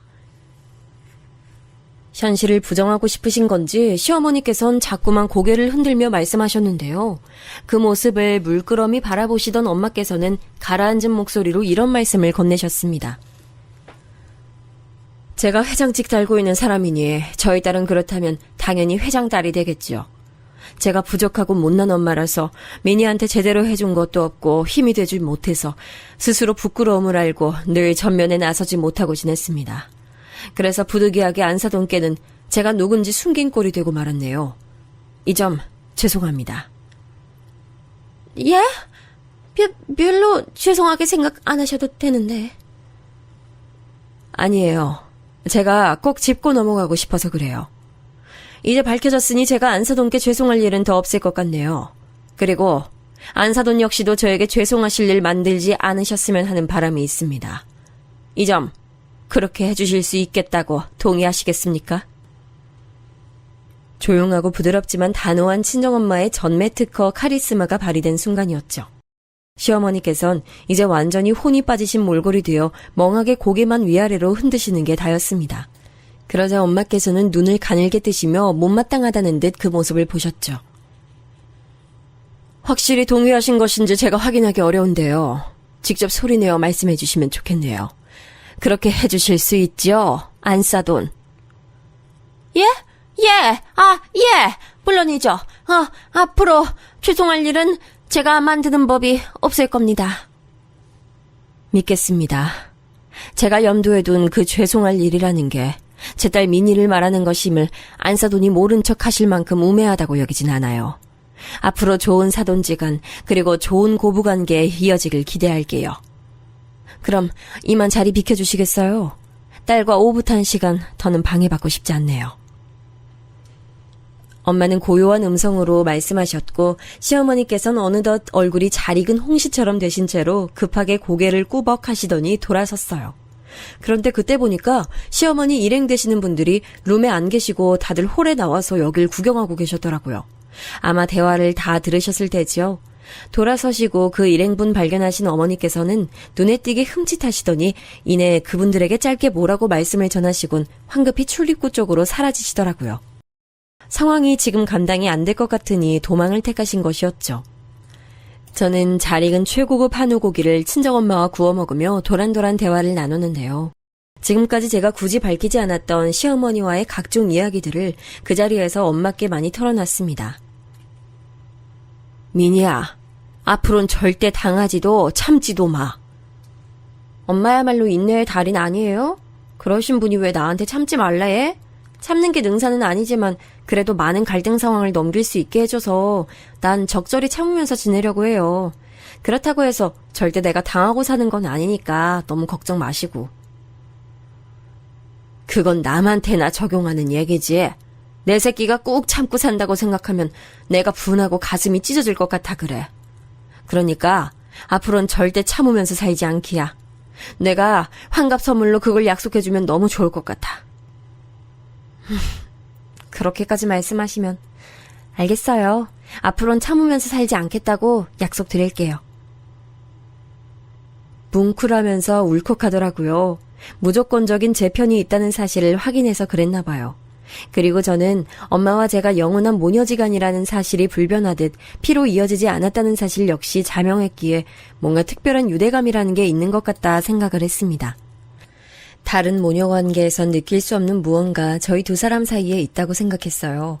한창 이야기꽃을 피워가며 고기 먹고 있을 때 남편이 도착했습니다. 아이는 잘 듣는 병원 처방약 먹고 집에서 쿨쿨 잠에 든 참이라고 했죠. 엄마께선 대뜸 그 자리에서 당신의 위신을 드러내셨죠. 고기를 한 점 집어먹던 남편은 그대로 일시정지했습니다. 뭐라고요? 장모님께서 회장님이시라고요? 작은 사업이 그냥 잘 되는 줄로만 여기고 있었는데 그런 수준이 아니라 규모가 큰 사업장이었고 무려 회장님이시라고요? 아니 어떻게 이런 엄청난 일이... 그렇게 됐으니까 윤서방이 앞으로 난 더욱 우리 딸 민희 옆에서 잘 지켜주고 다독여주고 위해줄 거라고 믿어도 될까? 당연하죠, 장모님. 우선 제 절부터 받으십시오. 그간 제가 몰라 뵙고 저지른 무례가 있다면 너그럽게 용서해 주세요. 남편은 허둥지둥하면서 자리에서 일어났고 제가 말릴 새도 없이 바닥에 엎어져서 엄마께 절을 올렸어요. 아주 순식간에 일어난 일이었네요. 처음 보는 그 면모가 황당하긴 했지만 싫은 느낌은 아니었습니다. 그 이후로 아빠께서는 다행히도 더 악화되진 않으셨고요. 엄마께서는 차질 없이 미국에 다녀오셨습니다. 원래는 일주일 잡고 가신 것이었는데 뭐가 그리 재밌고 좋으셨던 건지 열흘 채우고 돌아오셨죠. 저는 전에 없이 아이 돌보기에 솔선수범하는 남편을 보게 돼서 한동안 어리둥절했고요. 전과는 180도 달라진 시어머니의 모습이 너무 낯설어 제가 잠깐 피해 다니기도 했습니다. 울면을 내가 텔레비전 보면서 만능 소스인지 하는 걸 만들었는데 이거 언제 갖다 주면 될까?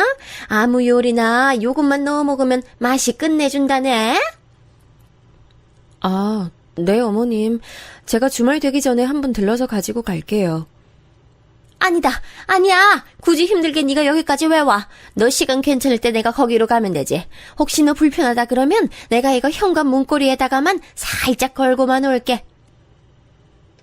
아무렇게나 대충 부르실 땐 언제고 이젠 꼬박꼬박 울며느리라고 불러주시는 시어머니의 변화에 저는 혀를 내둘렀습니다. 사람이 죽을 때가 되면 변한다는 표현도 생각나며 한동안은 시어머니 변화를 걱정하기도 했네요. 엄마께서 어떤 곳의 회장이신지 확인까지 마치신 이후로 어머니께서는 아주 작정이라도 하신 듯 제 비위를 맞추려고 사활을 거셨어요. 그게 너무 느껴져서 좀 부담스러웠네요. 제게 그간 미안했다는 신호를 자꾸만 보내오시는 걸 저는 모른 척하지 않고 응해드렸습니다. 저만 보면 이제 좌불안석이 되신 분께 지난 일을 따지는 건 별 의미도 없다는 생각이고요. 엄마, 시어머니 양쪽 다 어쩌면 저는 독특한 관계를 맺고 있는 걸지도 모르겠네요. 현재는